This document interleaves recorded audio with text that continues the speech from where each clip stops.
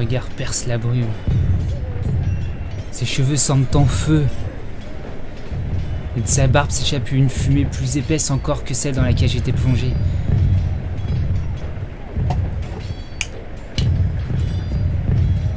Bonjour, matelot. Je suis le pirate 64 bits. Et voici mon second, Lord Kenway. Bonjour, je suis quelqu'un de totalement différent. Et je serai votre guide pour vous aider dans les définitions sur les marins ou sur la piraterie. Aujourd'hui, je vous emmène en voyage, les amis, à bord du Queen's Revenge de Barbe Noire.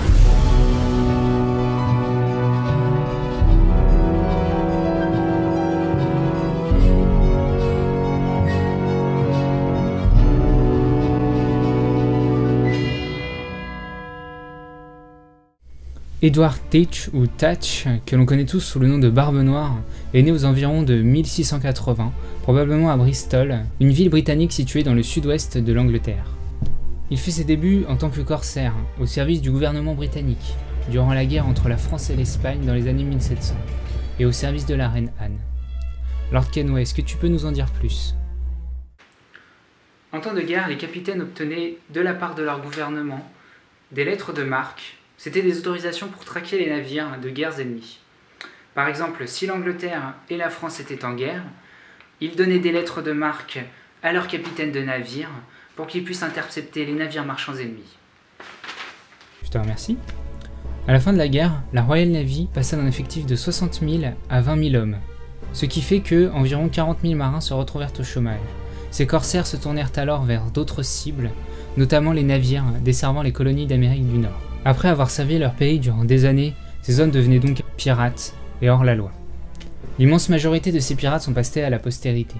Mais Barbe Noire est encore aujourd'hui mentionné dans les histoires, et c'est également grâce à son navire. En 1716, âgé de 36 ans, il fait ses débuts dans la piraterie et rejoint l'équipage de Benjamin Hornigold. C'est un pirate anglais. Il va l'accompagner pendant 2 ans aux commandes d'un bateau confié par ce dernier, un sloop. Un sloop est un... Les explications, c'est moi, on avait dit. Un sloop est un type de gréement avec un seul mât et un seul foc. C'est le gréement le plus utilisé sur nos voiliers de plaisance modernes. C'est pas beaucoup plus clair. Mais très rapidement, c'est un autre bateau qui va attirer l'attention de Barbe Noire. Une frégate, construite en 1710, effectuant la traite négrière pour le compte de l'armateur nantais René Montaudoin, portant le nom de la Concorde. Après un long voyage transatlantique, l'équipage du navire, trop affaibli pour résister à l'attaque d'un bateau pirate, se voit pris d'assaut par Barbe Noire et son équipage. Ce dernier remarqua rapidement le potentiel du navire. Il n'avait que 7 ans, les cordages étaient sains et il était taillé pour la vitesse, de quoi conférer à Barbe Noire un véritable avantage au combat. Le pirate s'empare donc du navire le 22 novembre 1717, comme l'attestent les documents du précédent capitaine de la Concorde, Pierre Dessay. Durant les mois qui suivirent la prise du bateau, les progrès de Teach furent spectaculaires. Il traverse les Caraïbes, longe les côtes du Honduras, puis part en direction du nord des États-Unis, tout en attaquant des navires en chemin. Il lui arrive d'en attaquer jusqu'à 4 par semaine. Son bateau était si imposant que la plupart des bateaux se rendaient sans même livrer bataille. À la fin de mai 1718, aux commandes de la Concorde, que Teach renommera le Queen's Revenge, donc la revanche de la reine Anne, Teach décide de former une alliance de pirates avec laquelle il va organiser un blocus dans le port de Charleston en Caroline du Sud. Un blocus est une opération visant à couper toute communication entre une terre, un groupe de bateaux et le reste du monde. En général, on intercepte tous les navires qui essayent d'échanger. Ça peut être des armes, du ravitaillement, de la nourriture, etc.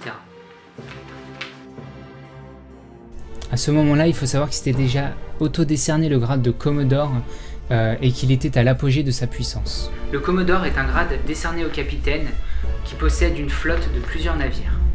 Tous les navires qui entrent ou sortent du port sont arrêtés. Environ 9 navires sont stoppés et mis à sac alors qu'ils essaient de naviguer au-delà du banc de sable, là où la flotte de Teach était ancrée. Le pirate va ensuite prendre en otage d'éminents citoyens de Charleston. Il demande alors des médicaments en échange des otages. En cas de refus, il menace de tuer les prisonniers et d'envoyer leur tête au gouverneur et de mettre le feu à tous les navires capturés. Ouais, bon, je voulais vous montrer qu'il était pas si méchant que ça, mais ça va être compliqué. Bien entendu, c'est un membre du conseil de la province de Caroline, Samuel Vragg, qui accepte l'exigence de Teach.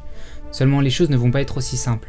des complications vont retarder la livraison des médicaments. Teach va alors envoyer pas 1, pas 2, pas 6, mais bien 8 navires vers le port. Une panique générale s'ensuit au sein de la ville, mais fort heureusement, l'embarcation chargée de ramener les médicaments aux commandes de Marks arrive à bon port. Une partie du retard s'explique notamment car les hommes du capitaine avaient été retrouvés ivres. Ça se tient comme argument. Teach tient donc parole et libère les prisonniers qui gardent bien sûr les objets de valeur et les vêtements de qualité. Alors qu'il se trouve à Charleston, Teach apprend que Woodes Rogers vient de quitter l'Angleterre avec plusieurs manowars, avec pour ordre de purger les Antilles de tous les pirates. La flottille de Teach navigue donc vers le nord, le long de la côte atlantique et entre dans la baie de Beaufort, sur la côte de Caroline du Nord, afin d'effectuer le carénage des navires. Le Queen's Revenge va néanmoins s'échouer sur un banc de sable, fissurant son grand mât et endommageant gravement d'autres pièces en bois. À en croire les témoignages de ses membres d'équipage, il ne fait aucun doute que la manœuvre était une mascarade. Le bateau n'aurait pas échoué par hasard, accusations qui seront plus ou moins confirmées par les actes qui s'ensuivront. Suite au naufrage, sous prétexte de négocier leur reddition, Barbe Noire a eu vent d'une amnistie royale à tout pirate se rendant avant le 5 septembre 1718. Teach décide donc d'éparpiller ses marins. Une partie de son équipage est donc envoyée à Bath pour bénéficier de l'amnistie royale.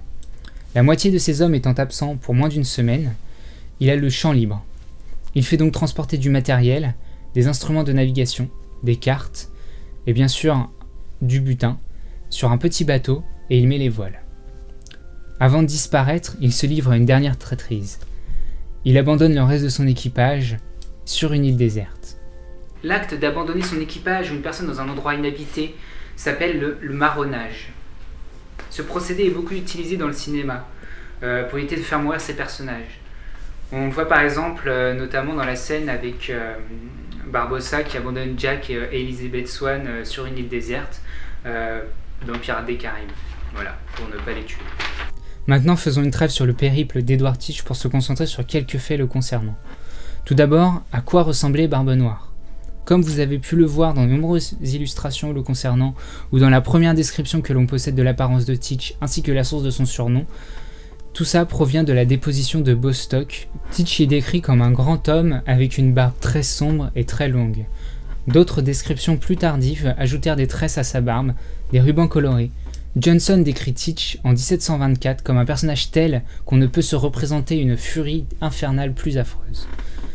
Il semblerait que Teach eût compris la valeur des apparences pour inspirer la peur. Teach était grand, de larges épaules et un large chapeau, des vêtements sombres et parfois un long manteau de soie ou de velours de couleur vive. Il aurait également porté en bandoulière un trio de pistolets dans leurs étuis. Barbe Noire était également passé maître dans l'art d'utiliser la terreur à son avantage. Il faut savoir qu'à l'époque, les pirates ne pouvaient compter que sur leur réputation.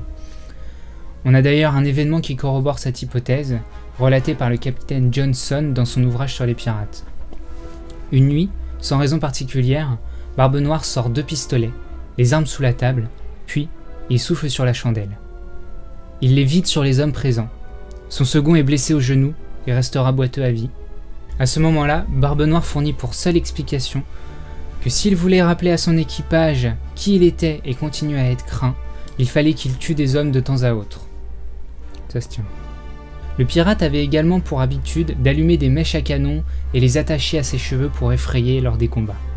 Mais Teach n'a pas vraiment fini de nous livrer tous ses secrets. Localisé au large des côtes de Caroline du Nord en 1996, le Queen's Revenge fut authentifié et remonté en surface en 2011. Depuis, les chercheurs et autres archéologues ont fait de nombreuses découvertes très intéressantes.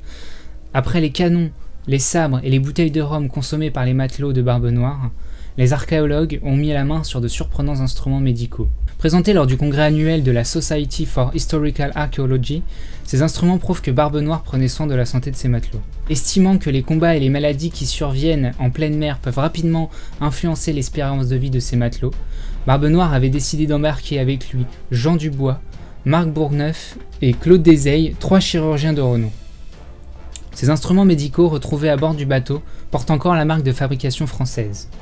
Parmi ceux retrouvés, nous avons par exemple une seringue urétrale. Cette dernière permettait de traiter la syphilis en injectant du mercure dans l'urètre.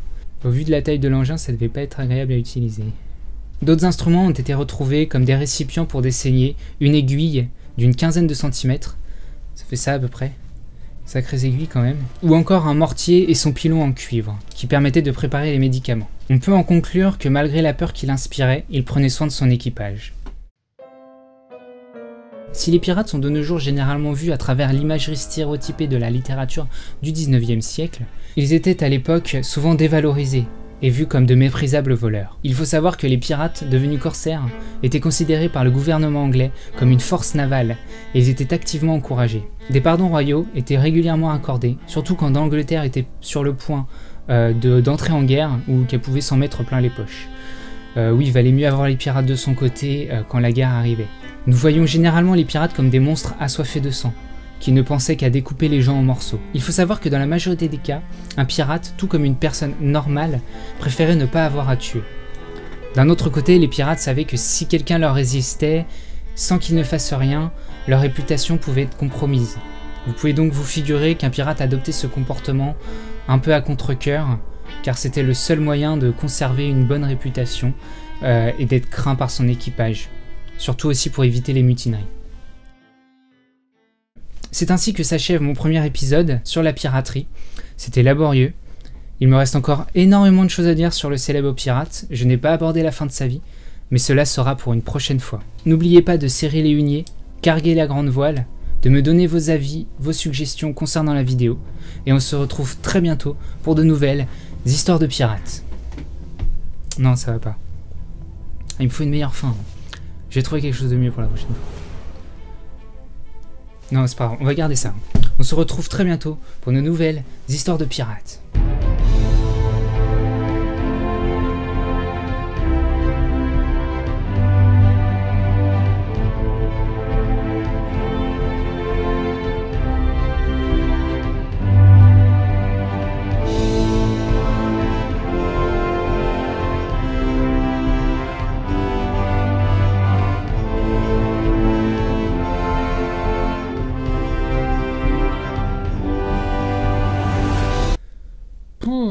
J'ai fini.